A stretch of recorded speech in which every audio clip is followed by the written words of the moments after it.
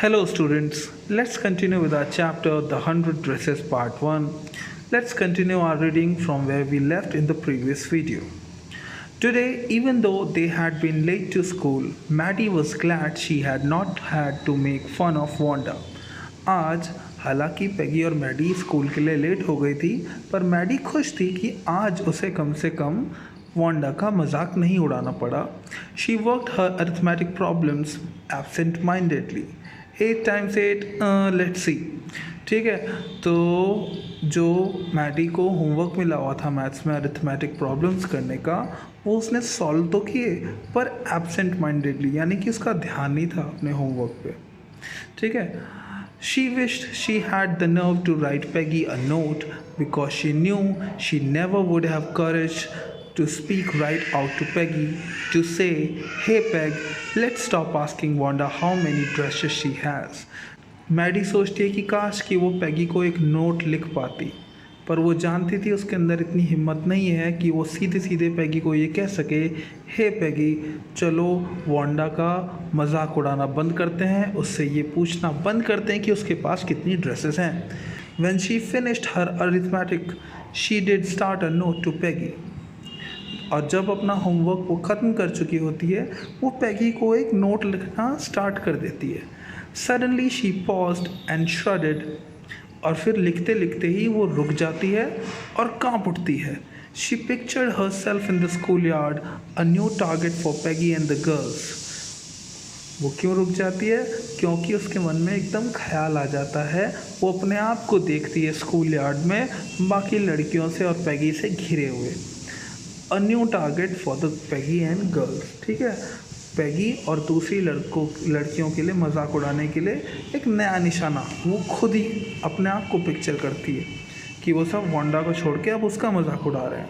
Peggy might ask her where she got the dress that she had on, and Maddie would have to say it was one of Peggy's old ones that Maddie's mother had tried to disguise with new trimmings so no one in room 13 would recognize it. Maddie ये कल्पना करती है कि पैगी उससे पूछेगी कि उसने वो जो dress पहनी हुई है ये उसने उसे कहाँ से मिली, और फिर मैडी ये बोलती कि वो पैगी की ही पुरानी ड्रेसेस में से एक है जिसे मैडी की माँ ने कुछ नई ट्रिमिंग्स, कुछ नए कपड़े, कुछ नए झालर लगा के छुपाने की कोशिश की है ताकि रूम 13 में कोई भी उस ड्रेस को पहचान ना पाए कि वो पैगी की एक पुरानी ड्रेस है.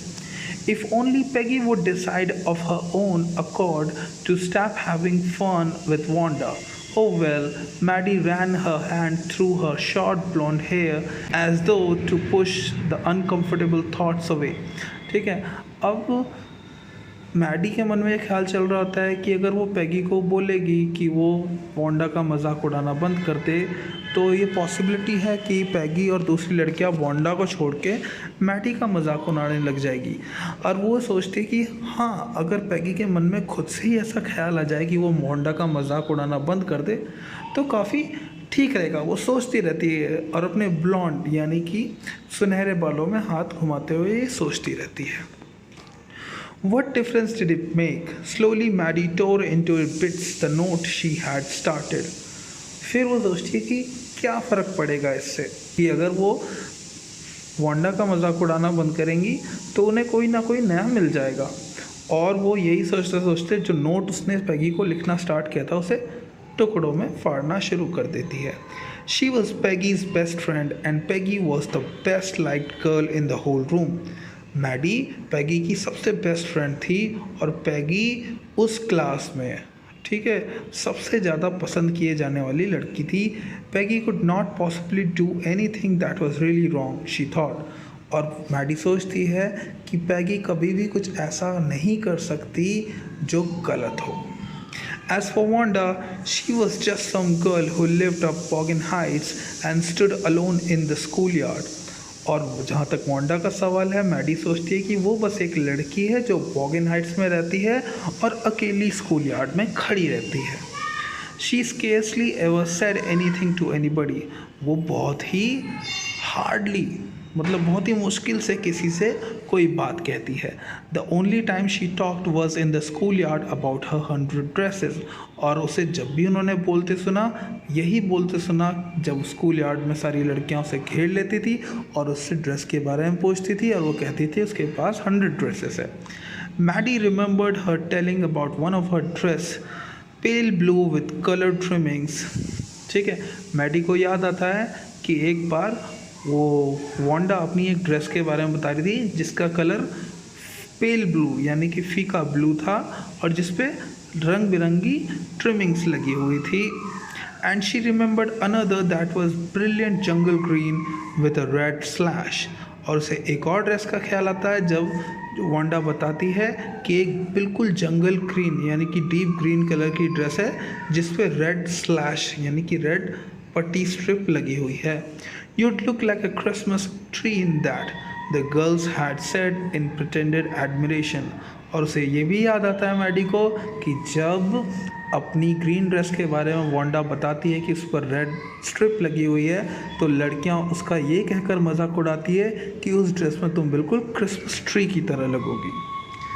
Thinking about Wanda and her 100 dresses all lined up in the closet, Maddie began to wonder who was going to win the drawing and coloring contest.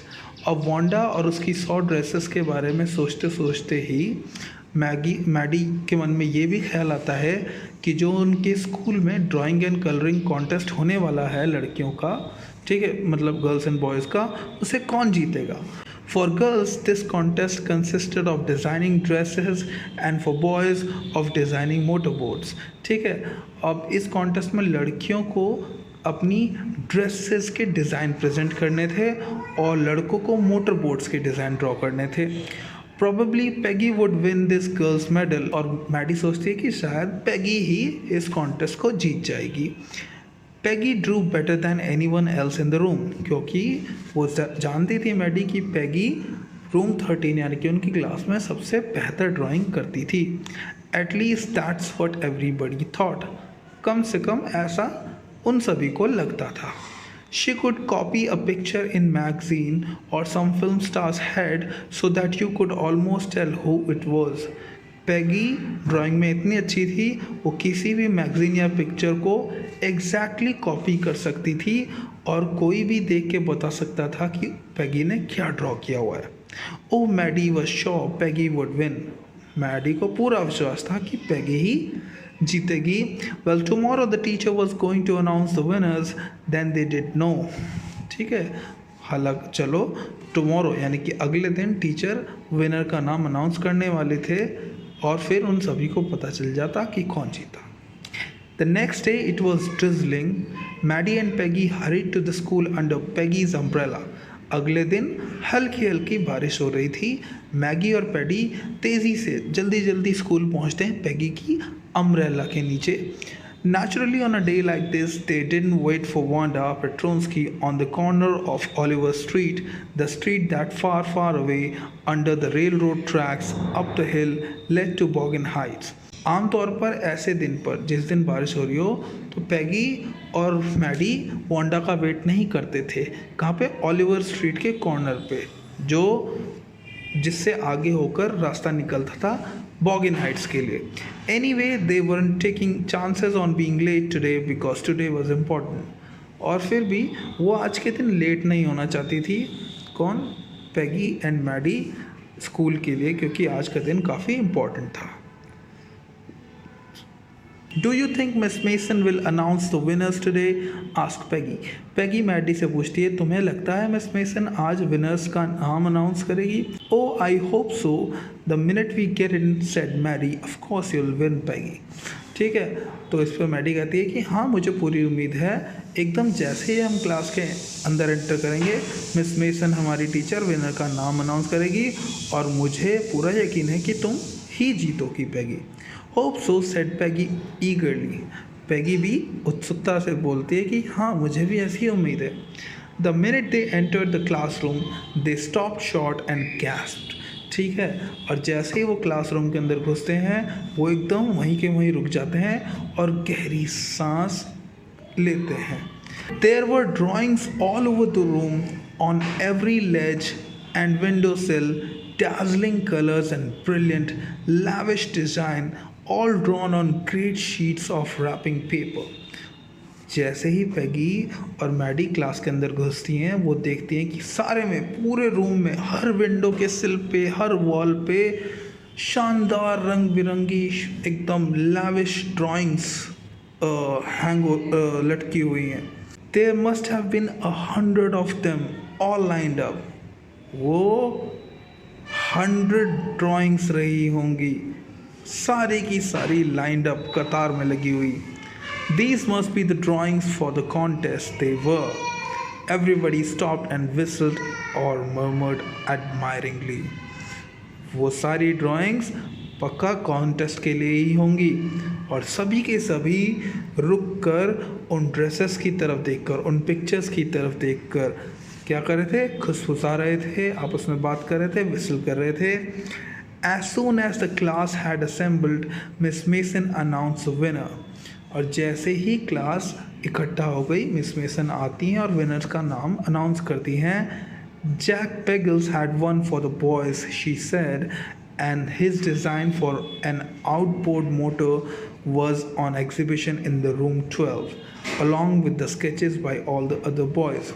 Mrs mason बताती हैं कि बॉयज़ का जो ड्राइंग कॉन्टेस्ट का award है वो जाता है जैक पेगल्स को, जिसने एक बहुत ही अच्छा आउटबोर्ड मोटर का डिज़ाइन बनाया है जो कि रूम 12 में दूसरे लड़कों के डिज़ाइन के साथ एग्जीबिशन के लिए दिखाया जा रहा है. As for the girls, she said, although just 1 or 2 sketches were submitted by most, one girl and room 13 should be proud of her. This one girl actually drew 100 designs, all different and all beautiful. और फिर mason बोलती है कि जहाँ तक लड़कियों की बात है, ज़्यादातर लड़कियों ने 1 या 2 डिज़ाइन ही सबमिट कराए कॉन्टेस्ट के लिए, पर एक लड़की और उस लड़की पर पूरे के पूरे रूम 13 यानी पूरी क्लास को गर्व होना चाहिए क्योंकि इस एक लड़की ने वास्तव में 100 डिज़ाइन सबमिट किए हैं. सारे के सारे डिफरेंट हैं और सारे के सारे खूबसूरत हैं. In the opinion of the जजेस any one of the drawing is worthy of winning the price. जज की नज़रों में इन 100 ड्रेसेस की किसी भी पिक्चर को अगर ले लिया जाए, अकेली पिक्चर को ले लिया जाए, वही पिक्चर अकेले ड्राइंग कंपटीशन जीतने की हकदार है. I am very happy to say that Wanda Petronski is the winner of the girls' medal. मुझे ये बताते हुए बड़ी खुशी हो रही है कि गर्ल्स का ड्राइंग कॉन्टेस्ट का विनर है Wanda Petronski. Unfortunately, Wanda has been absent from school for some days and is not here to receive the applause that is due to her. और मिस मेसन बोलते हैं कि दुर्भाग्य से पिछले कुछ दिनों से वांडा स्कूल में नहीं आ रही है, इसलिए वो आज उस अपलॉज के, उस हौसला अफजाई के को रिसीव करने के लिए, आप लोगों की तालियां पाने के लिए वो यहाँ नहीं है जिसकी वो हकदार है. Let us hope she will be back tomorrow. चलिए हम उम्मीद करते हैं कि वो कल क्लास में आ जाएगी. Now class, you may file around the room quietly and look at her exclusive drawings. अब फिर मिस मेसन बोलते हैं कि क्लास, अब आप लोग क्लास में घूमकर वांडा की बेहद ही खूबसूरत ड्राइंग्स को निहार सकते हो. The children burst into applause and even the boys were glad to have a chance to stamp on the floor, put their fingers in their mouth and whistle through. They were not interested in dresses. ठीक है. और तभी Mrs mason की बोलने के बाद ही पूरी class तालियां बजाने लगती है और जो लड़के थे वो भी खुश थे क्योंकि उन्हें अब मौका मिल गया था ज़मीन पर पैर पटक कर शोर मचाने का और अपने मुंह में अपनी उंगली दबाकर सीटी बजाने का, क्योंकि ऐसा लग रहा था उन्हें ड्रेसेस में कोई इंटरेस्ट नहीं है, उन्हें बस शोर मचाना था. Look Peg whispered Maddy, that's the blue one she told us about, isn't it beautiful. तभी मैडी पैगी को बोलती है, देखो पैगी, ये रही वो ब्लू ड्रेस जिसके बारे में वांडा हमें बताती थी, ये सुंदर नहीं है. Yes, Peggy said, and here's that green one. Boy, and I thought I could draw. Peggy तभी मैडी से बोलती है, हाँ, और ये देखो, ये वो ग्रीन ड्रेस है जिसके बारे में वो बताती थी और मुझे लगता था कि मैं अच्छी ड्राइंग करती हूँ. So, class, this was your chapter, The 100 Dresses, Part 1. It is a story about a girl named Wanda Petronsky who came from Poland to America, and in her school, she was treated differently just because of her name, because her name sounded funny. Students of her class teased her by asking how many dresses she has in her closet, and every time Wanda was asked about this question, she answered 100 dresses. Okay, all lined up. So everyone thought of this as a joke and laughed at Wanda Petronsky. But in the end, when a drawing competition was held, then Wanda sent her 100 pictures of her beautiful dresses, and then all the students came to realize that Wanda Petronsky was indeed telling the truth.